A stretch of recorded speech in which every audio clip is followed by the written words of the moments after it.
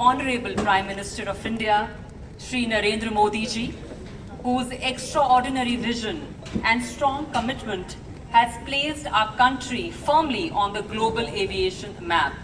May we now request you all to kindly direct your attention towards the screen.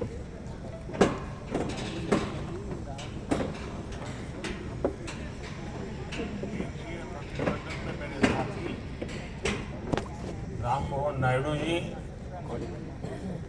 Muralidhar मोहोल जी, विश्व भर से आए honourable ministers, global aviation industry के leaders, international organisations के representatives, distinguished delegates, देवी और सज्जनों, नमस्कार।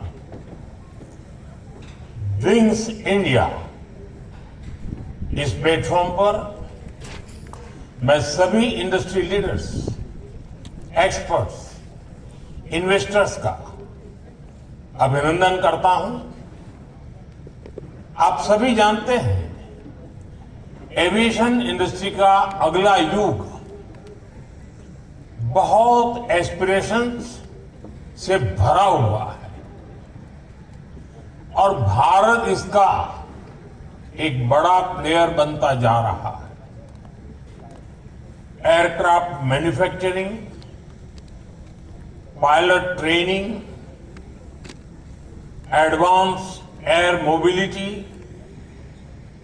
एयरक्राफ्ट लीजिंग, ये ऐसे सेक्टर हैं जिन्हें लेकर भारत अनेक संभावनाओं के साथ आपके समक्ष उपस्थित है और इसलिए विंग्स इंडिया की ये समिट हम सभी के लिए इतनी अहम हो गई है। फ्रेंड्स, पिछले एक दशक में भारत के पूरे एविएशन सेक्टर में एक हिस्टोरिक ट्रांसफॉर्मेशन हुआ है।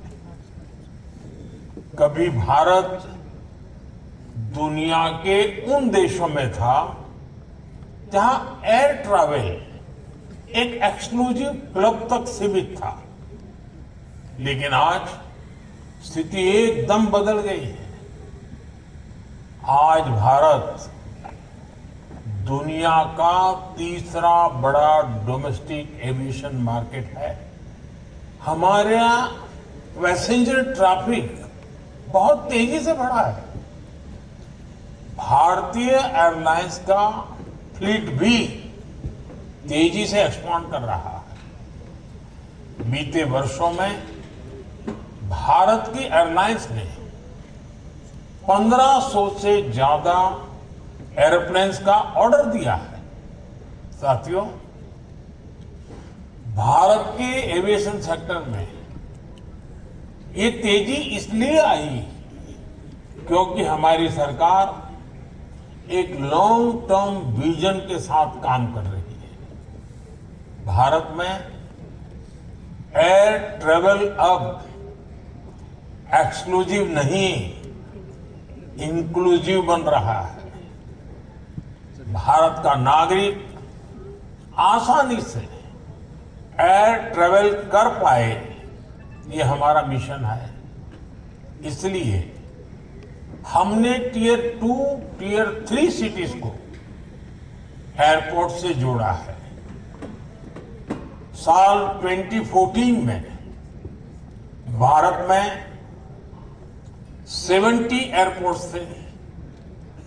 आज भारत में एयरपोर्ट्स की संख्या बढ़कर 160 से ज्यादा हो गई है। यानी सिर्फ एक दशक में ही भारत में 2 गुने से अधिक एयरपोर्ट्स बनाए हैं।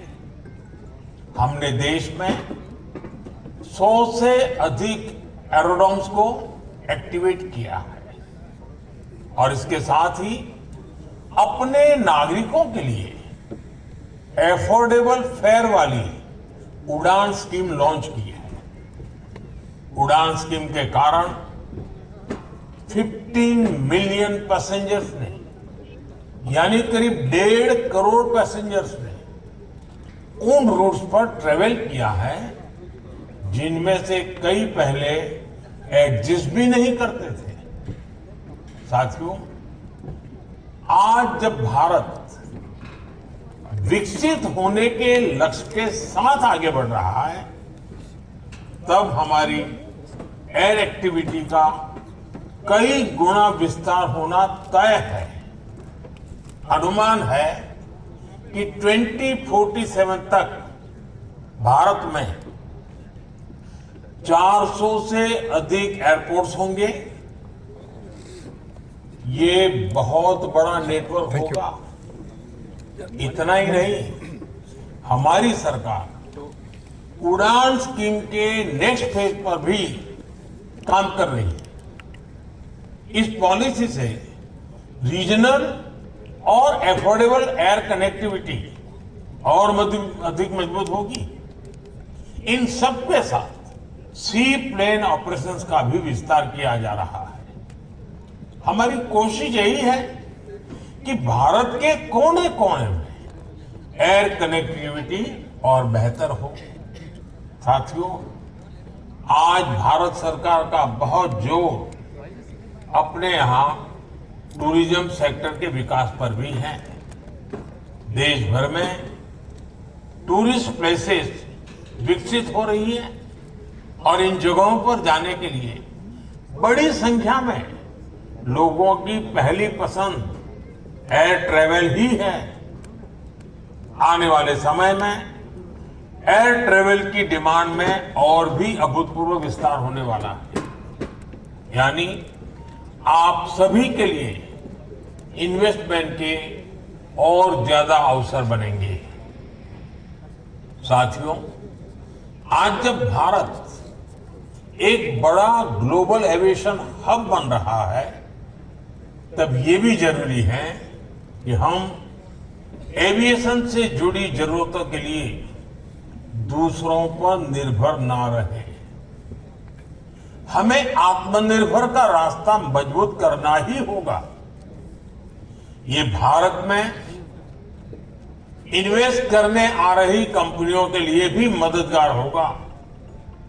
इसी सोच के साथ Bharat aircraft design, aircraft manufacturing और एयरक्राफ्ट एमआरओ इकोसिस्टम पर बहुत जोर दे रहा है। आज भी भारत एयरक्राफ्ट पार्ट्स का एक बड़ा मैन्युफैक्चरर और सप्लायर है। हम मिलिट्री और ट्रांसपोर्ट एयरक्राफ्ट देश में बनाना शुरू कर रहे हैं। भारत सिविल एयरक्राफ्ट मैन्युफैक्चरिंग की दिशा में भी आगे बढ़ रहा है। और आप सभी इन्वेस्टर्स जानते हैं, भारत के पास कई एडवांटेज भी हैं। ग्लोबल एयर कॉरिडोर्स में भारत की जियोग्राफिक पोजीशन, हमारा अनमैच डोमेस्टिक फीडर नेटवर्क और भविष्य में होने वाला लॉन्ग हॉल फ्लीट्स का विस्तार, ये हमारी बहुत बड़ी शक्ति है। साथियों, वो दिन दूर नहीं जब भारत में डिजाइन और मैन्युफैक्चर किए गए electric vertical take off and landing aircraft पूरे एविएशन सेक्टर को नई दिशा देंगे। ये टेक्नोलॉजी हमारे ट्रेवल टाइम को बहुत कम कर सकती है। इसके अलावा हम सस्टेनेबल एविएशन फ्यूल पर भी बड़ा काम कर रहे हैं।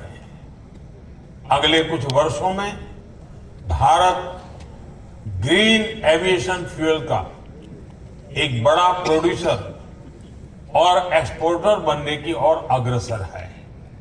साथियों, हम देश के एविएशन सेक्टर में बहुत सारे रिफॉर्म्स भी कर रहे हैं और ऐसे हर प्रयास के कारण भारत ग्लोबल साउथ और दुनिया के बीच एक बड़ा एविएशन गेटवे बना रहा है।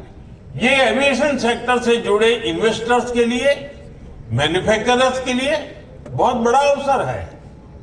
फ्रेंड्स, आज भारत देश के अलग अलग रीजन्स के साथ साथ वहां के मार्केट्स को भी आपस में जोड़ रहा है। हमारे शहर अलग अलग ट्रांसपोर्ट माध्यमों से, पोर्ट से जुड़ रहे हैं। भारत का एविएशन विजन एयर कार्गो पर भी उतना ही फोकस है।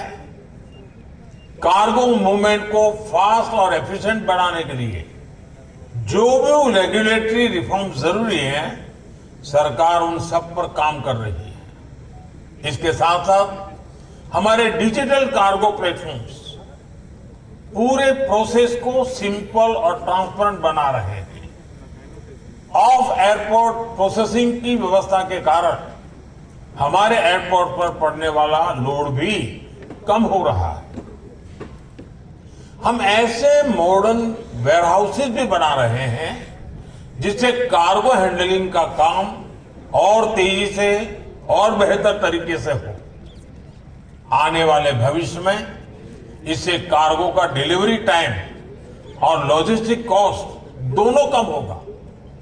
भविष्य में जब भारत एक बड़ा और कॉम्पिटिटिव ट्रांसशिपमेंट हब बनकर उभरेगा, साथियों, मैं सभी इन्वेस्टर से कहूंगा कि आप भारत के वेयरहाउसिंग सेक्टर में, फ्रेट फॉरवर्डिंग में, एक्सप्रेस लॉजिस्टिक्स में और ई कॉमर्स में, इन सभी सेक्टर्स में भी अवसरों को जरूर एक्सप्लोर करें।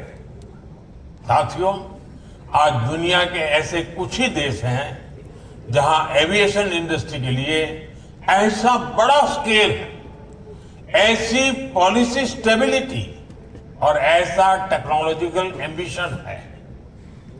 मैं दुनिया के हर देश से, हर इंडस्ट्री लीडर से, हर इनोवेटर से कहूंगा कि वो इस गोल्डन अपॉर्चुनिटी का पूरा लाभ उठाएं। हमारी इस डेवलपमेंट जर्नी में एक लॉन्ग टर्म पार्टनर बनकर वर्ल्ड के एविएशन सेक्टर की ग्रोथ के लिए काम करें। मैं दुनिया भर के निवेशकों को भारत की उड़ान के को पायलट बनकर हमारे साथ आने के लिए आमंत्रित करता हूं। एक बार फिर विंग्स इंडिया इसके सफल आयोजन के लिए आप सबको मेरी ढेर सारी शुभकामनाएं। बहुत बहुत धन्यवाद।